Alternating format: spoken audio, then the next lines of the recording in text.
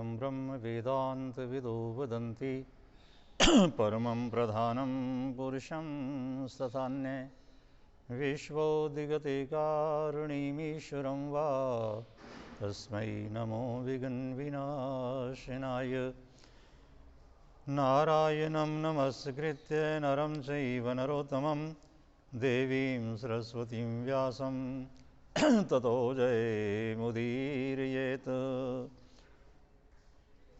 व्यासाय विष्णुरूपाय व्यासरूपाय विष्णवे नमो वैयाधहृदे वासिष्ठाय वयं नमः। सच्चिदानन्दरूपाय विश्वोत्पत्त्यादिहेतवे तापत्रयविनाशाय गोविन्दाय नमो नमः। श्रीकृष्णाय वयं नमः। बोलो सच्चिदानंद भगवान की जय, शंकर भगवान की जय। आज शुक्रवार, कार्तिक महीना, शुक्ल पक्ष, नवमी तिथि, विक्रमी संवत 2078 सन ईस्वी 2021, शाका संवत 1943, अंग्रेजी तारीख 12 नवंबर, कार्तिक प्रविष्टा 27। आज आंवला नवमी, अक्षय नवमी, परिक्रमा नवमी का पर्व वो समस्त भारतवर्ष में मनाया जा रहा है। आंवला नवमी की, अक्षय नवमी की आप सभी को बहुत बहुत शुभकामनाएं। एकादशी तिथि रविवार 14 तारीख को आएगी और पंचभीषम का स्नान, पंचभीषम का दीपक दान, ये सारा रविवार 14 तारीख से प्रारंभ हो जाएगा। एकादशी का जो व्रत है वो द्वादशी तिथि में सोमवार को होगा और सोमवार के दिन द्वादशी तिथि में एकादशी का व्रत संपन्न किया जाएगा। इस बार द्वादशी तिथि 2 दिन है, 15 और 16 तारीख को। व्रत एकादशी का 15 तारीख को किया जाएगा। एकादशी तिथि इतवार 14 तारीख की है। बोलो सच्चिदानंद भगवान की जय। पावन पवित्र कार्तिक मास का प्रसंग, कार्तिक मास की कथा, कार्तिक मास का महात्म, कार्तिक मास में कौन से दिन क्या कार्य करना चाहिए, ये सारा देवऋषि नारद राजा पृथु जी को बतला रहे हैं। और राजा पृथु कौन है? भगवान नारायण जी के अंश अवतार हैं, जो कथा श्रीमद् भागवत महापुराण से बड़े विस्तार पूर्वक आती है। और राजा पृथु स्वयं भगवान का अंश अवतार होते हुए भी देवऋषि नारद जी से कार्तिक मास का महात्म सुन रहे हैं। क्यों सुन रहे हैं? वो हम लोगों को शिक्षा दे रहे हैं कि इस पृथ्वी के ऊपर जो मर्यादाएं बनाई गई हैं वो समस्त जन कल्याण के लिए, जीवों के उद्धार के लिए बनाई गई हैं, ताकि यहाँ पे पृथ्वी के ऊपर जो भी प्राणी है उनको चाहिए कि अपने धर्म शास्त्र के अनुसार सारा कार्य करें। जिस धर्म की स्थापना स्वयं प्रभु करते हैं और जिस धर्म की पालना भी भगवान स्वयं इस पृथ्वी पर आकर के करते हैं। राजा पृथु भगवान का अंश अवतार होते हुए भी सारा कुछ जानते हैं, लेकिन वो हमें ज्ञान देने के लिए कि जो नियम है शास्त्रों का, और उसको आप ऋषि मुनि महात्माओं से, शास्त्रों के विद्वानों से पूछें। जो कार्य हमारे करने लायक है, जो कार्य हमारे करने लायक नहीं है, जो उसके ज्ञाता हैं, विद्वान हैं। विद्वान से मेरा अभिप्राय केवल मात्र ब्राह्मण नहीं है, उस कर्म का जो भी जानकार है उसे हमारे ग्रंथों ने विद्वान कहा है। तो गुरुजनों के आदेश के अनुसार, विद्वानों के आदेश के अनुसार हमें सारा कार्य करना चाहिए, ताकि हमारा जो कार्य है वो पूर्ण रूप से हमें फल देने वाला हो। गुरु कृपा, विद्वानों का आशीर्वाद, इनके बिना हम किसी भी कार्य में परिपूर्ण नहीं हो सकते, किसी भी कार्य में हम निपुण नहीं हो सकते। तो स्वयं भगवान के अंश अवतार राजा पृथु इसी चीज़ को दर्शा रहे हैं। अगर हम सोचें कि हम ग्रंथ पढ़ करके स्वयं विद्वान बन जाएंगे, 2-4 ग्रंथ पढ़ लिए, अध्ययन कर लिया, नहीं। ऐसे ही अगर कोई विद्वान बनता हो, ऐसे ही समस्त विद्याएं आती हों, तो आज हमारे बच्चे कोई डॉक्टरी करने के लिए जा रहा है, कोई इंजीनियरिंग करने के लिए जा रहा है, उसके ऊपर वो लाखों रुपया खर्च करते हैं। बुक्स तो बाज़ार से मिल जाती हैं, उसी बुक्स को, किताब को पढ़ करके वो जैसे डॉक्टर नहीं बन सकते, इंजीनियर नहीं बन सकते, उनको गुरुमुख से सारा कुछ पढ़ करके, सुन करके फिर ही सारा कुछ करने का अधिकार दिया जाता है। तो ऐसे ही हमारे ग्रंथों ने, हमारे धर्मशास्त्रों ने हमारे लिए विधि विधान निश्चित किया है और ये बताया है कि जो हमारे गुरुजन, जो हमें विद्वान मार्गदर्शन दें, उस मार्गदर्शन के अनुसार चलते हुए हम अपना जीवन व्यतीत करें, तभी जाकर के हमारा कल्याण होगा और सनातन धर्म की जो मर्यादाएं हैं ये ज्यों की त्यों बरकरार रहेंगी। तो सूत जी महाराज ऋषियों से सुना रहे हैं कि राजा पृथु ने देवऋषि नारद जी से पूछा कि हे देवऋषि नारद, आपने व्रतों के बारे में बताया कि कार्तिक के महीने में बहुत सारे व्रत हैं, करवा चौथ का है, होई माता का है, दीपावली का पूजन है, भैया दूज है, अन्नकूट है, ये सारे आपने गोपाष्टमी का विधान बताया। अब कृपा करके मुझे आप यह बताएं कि देवताओं की परिक्रमा कैसे करनी चाहिए, किस देवता की कैसे परिक्रमा की जाती है और उसका हमें क्या लाभ प्राप्त होता है।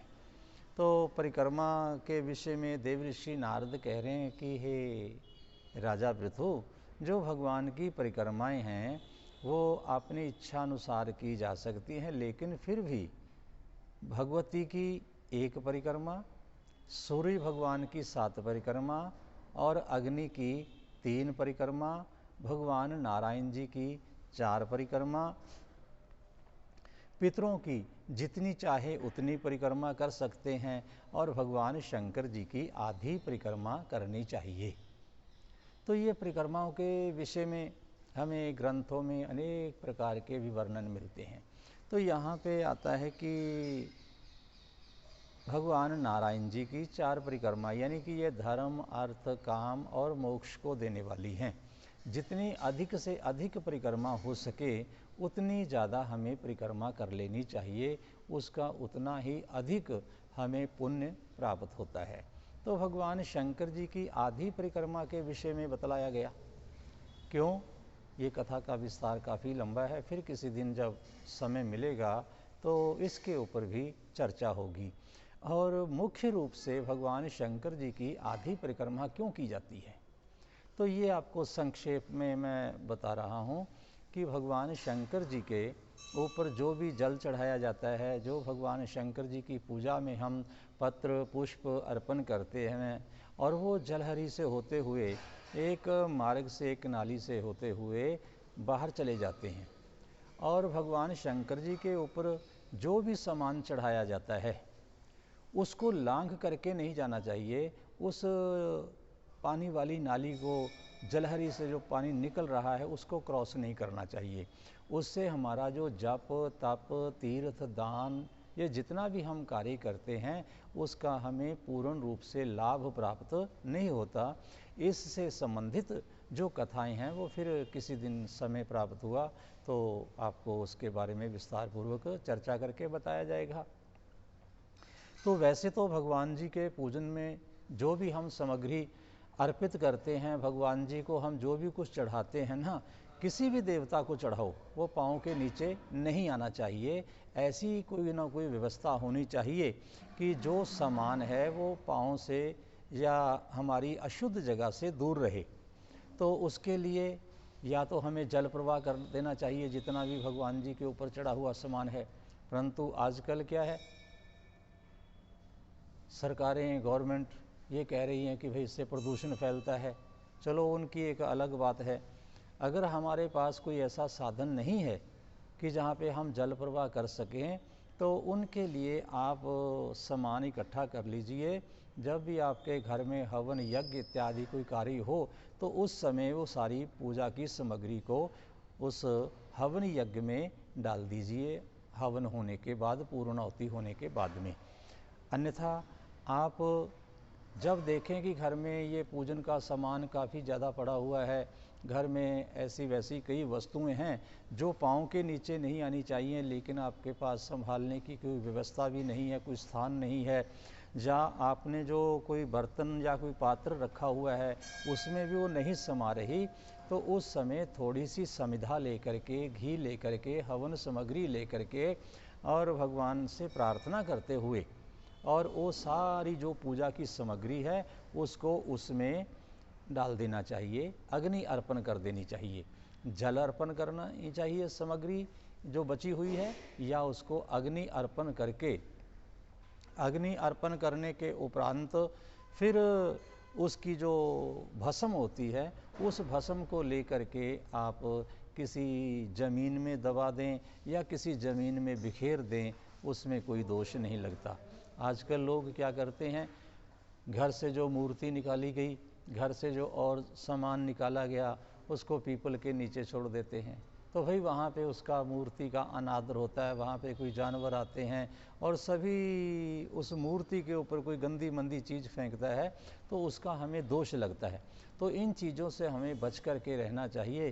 पर आजकल का जो समाज है, आजकल की जो हमारे घरों की प्रथा है ना, कि जो घर में चीज़ अच्छी नहीं लगती है उसको हम कहते हैं कि बाहर निकाल दो। ये हमारे घर का, हम भगवान की मूर्ति को एक शो पीस के तरह रखते हैं कि अब ये मैली हो गई है, अब ये अच्छी नहीं लगती, इसको घर से निकाल दो। अरे भाई ये तो भगवान जी की मूर्ति है। लोग तो अपने माता पिता को भी आज घर से बाहर निकाल करके वृद्धाश्रम में छोड़ देते हैं। जिन्होंने हमें जन्म दिया, हमें जीवन दिया, पता नहीं हमारी ज़िंदगी संवारने के लिए कितने संत, महात्मा, सन्यासी, महापुरुष, मंदिर, गुरुद्वारे, कहाँ कहाँ पर वो नहीं गए, और एक ही उनकी कामना थी कि हमारे संतान लायक बने, हमारे संतान सुखी रहे, हमारी संतान के ऊपर कोई कष्ट ना आए, हमारी संतान सन्मार्ग पर चले, हमारी संतान समाज में यश प्राप्त करे। और उसी माता पिता को ये आज के हमारे जितने भी पठित वर्ग है, ये उनको कह देते कि अब हम आपके साथ नहीं रह सकते। तो बड़ा ये दुखदाई है। आज देखो कितने वृद्ध आश्रम बन रहे हैं। मैं वृद्ध आश्रमों की निंदा नहीं कर रहा, क्यों, मैं उनको धन्यवाद देता हूँ, साधुवाद देता हूँ, मैं उनकी प्रशंसा करता हूँ व्यास गद्दी से, कि जिस माँ बाप ने हमारे लिए अच्छे बुरे का विचार नहीं किया, पाप पुण्य का विचार नहीं किया, हमारे लिए धूप शाम का विचार नहीं किया, हमारे लिए जो उनसे हो सकता था वो सारा जायज़ नजायज़ अच्छा बुरा सब कुछ किया, किस लिए, ताकि हमारी संतान सुखी हो जाए। लेकिन हमने सब कुछ उनका ले लिया, धन भी ले लिया, संपत्ति भी ले ली, हमारे लिए उन्होंने अपनी मान मर्यादाओं तक की परवाह नहीं की।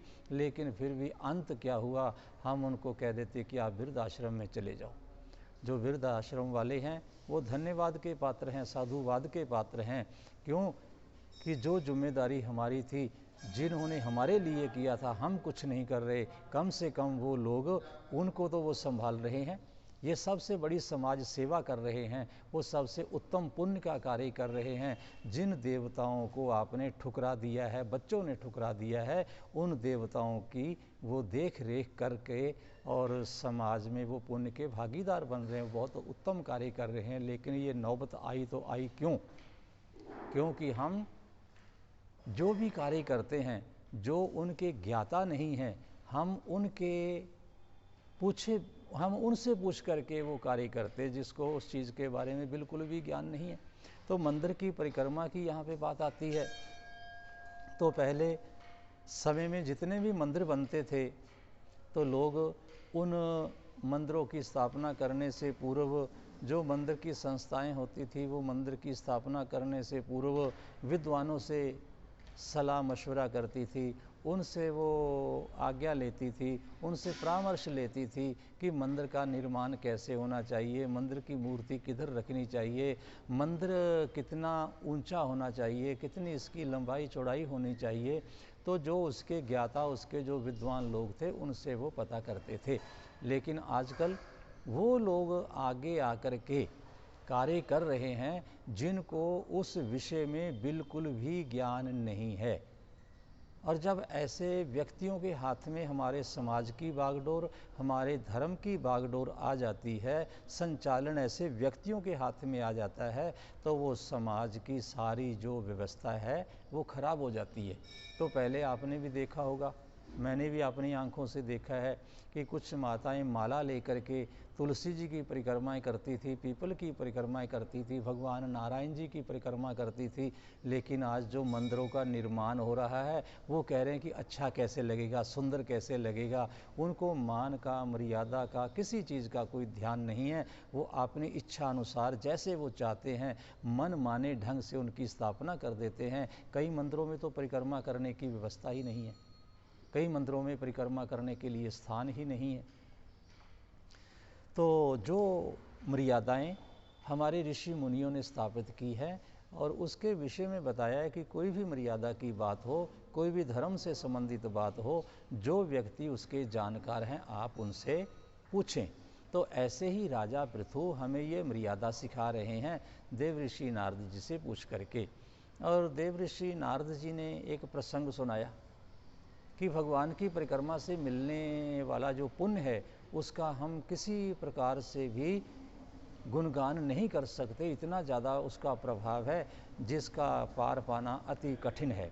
तो पहले समय की वो बात सुनाते हैं देव ऋषि नारद कि एक समय का प्रसंग है कि गुरुदेव बृहस्पति देवताओं की सभा में पहुँचे। अपने गुरु बृहस्पति जी को आए हुए देख करके देवताओं के राजा इंद्र ने गुरुदेव का स्वागत किया, सत्कार किया, गुरु पूजन किया। सभी देवताओं ने गुरु को वंदन किया और सभी देवता अपने अपने स्थानों पर विराजमान हुए।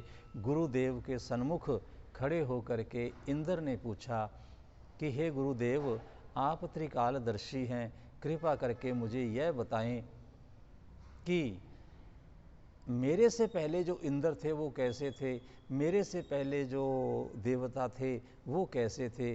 क्यों कि ब्रह्मा जी के एक दिन में 14 बार देवता स्वर्ग के वो बदली हो जाते हैं। कभी कोई इंद्र बन जाता है, कभी कोई इंद्र बन जाता है, क्योंकि इंद्र किसी देवता का नाम नहीं, एक सिंहासन का नाम है, उसके ऊपर बैठने वाला उसको इंद्र कहा जाता है। तो जैसे ही प्रश्न किया कि महाराज मेरे से पहले वाले देवता कैसे थे, तो गुरु बृहस्पति कहने लगे कि देवराज इसके विषय में मैं नहीं जान सकता, क्योंकि मेरा इतना ज्ञान नहीं है। तुम्हारी नगरी में एक सुधर्मा नाम के व्यक्ति रहते हैं और उनको इसके विषय में पता है, चलो उनके पास में चलते हैं। अपने गुरु बृहस्पति जी को लेकर के देवराज इंद्र कुछ देवताओं को साथ लेकर के सुधर्मा के घर में पहुँचे। जैसे ही सुधर्मा के घर में प्रवेश किया इंद्र ने और वहाँ का वैभव देखा, वहाँ की संपदा देखी, वहाँ की लक्ष्मी देखी, वहाँ का सौंदर्य देखा, वहाँ का प्रभाव देखा, देवराज इंद्र बड़े हैरान हो गए।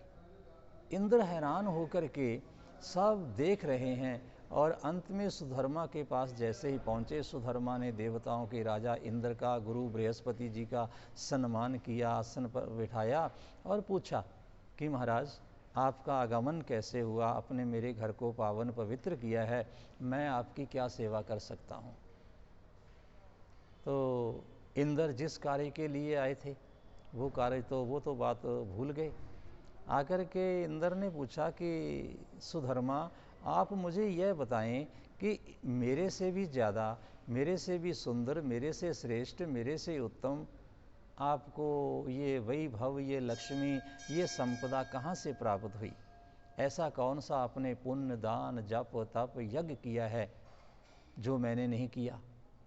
तो सुधर्मा देवराज इंद्र से कह रहे हैं कि हे देवराज इंद्र, मैं तुम्हें अपने पुरातन समय का एक प्रसंग सुनाता हूँ।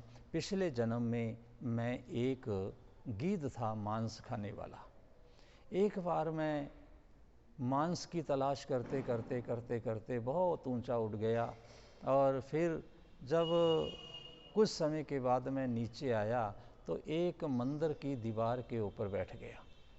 मंदिर की दीवार के ऊपर बैठे हुए मैं इधर उधर देख रहा था। अचानक एक व्याध शिकारी आया। उस शिकारी ने दूर से मेरे ऊपर बाण मारा और बाण मेरे शरीर में धंस गया और मैं बाहर गिरने की बजाय मंदिर के प्रांगण में गिर गया। जैसे ही मैं मंदिर के अंदर गिरा तो मंदिर उस समय सुनसान था, वहाँ पे कोई था नहीं और कुछ कुत्ते आ गए मंदिर में और मेरे को खाने के लिए, मेरे को पकड़ने के लिए जैसे कुत्ते मेरे पीछे दौड़े। मैं उन सब कुत्तों से बचने के लिए अपने पंख, अपने पाँव इनको हिलाता हुआ उनके आगे आगे दौड़ने लगा और मंदिर की परिक्रमा होती रही मेरे से। मैं मंदिर की परिक्रमा में ही कई चक्कर लगाए। जैसे मैंने मंदिर में कई चक्कर लगा दिए, जब तक मेरे प्राण नहीं निकल गए मैं मंदिर में ही परिक्रमा करता रहा, चक्कर लगाता रहा। मेरे प्राण निकले, मुझे लेकर के धर्मराज की नगरी में दूत चले गए। धर्मराज जी ने मेरा स्वागत सत्कार किया और मैं देख करके हैरान हो गया कि मैंने तो ऐसा कोई कार्य किया नहीं है और मेरे ऊपर ये धर्मराज इतने प्रसन्न क्यों हैं। मैंने इसका कारण पूछा तो धर्मराज जी ने बताया कि आपने भगवान नारायण जी के मंदिर की परिक्रमा की है और किस दिन परिक्रमा की है, अक्षय नवमी वाले दिन, जो आज अक्षय नवमी है और इस दिन को परिक्रमा नवमी, अक्षय नवमी, आंवला नवमी भी कहते हैं। तो इस दिन भगवान का पूजन करने से, भगवान के मंदिर की परिक्रमा करने से, भगवान का भजन करने से अनंत गुना पुण्य की प्राप्ति होती है।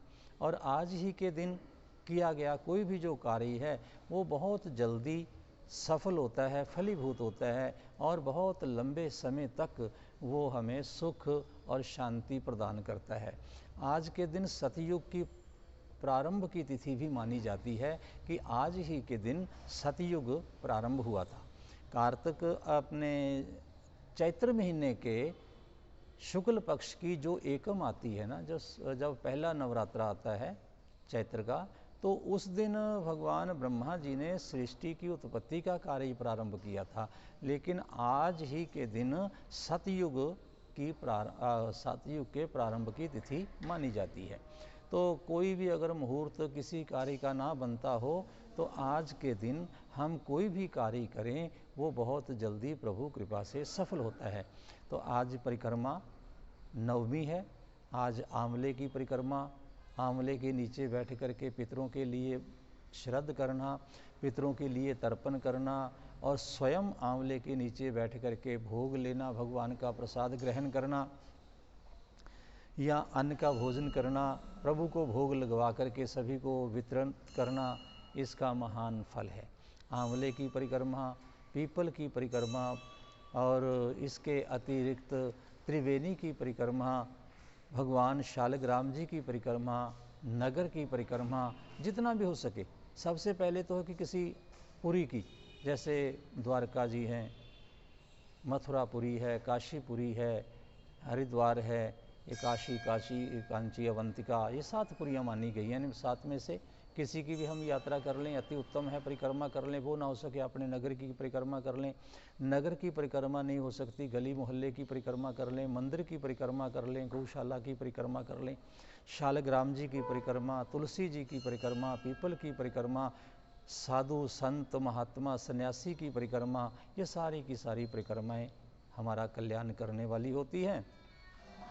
इसके अतिरिक्त अगर और कुछ ना हो सके तो भाई आप गणेश जी बन जाओ।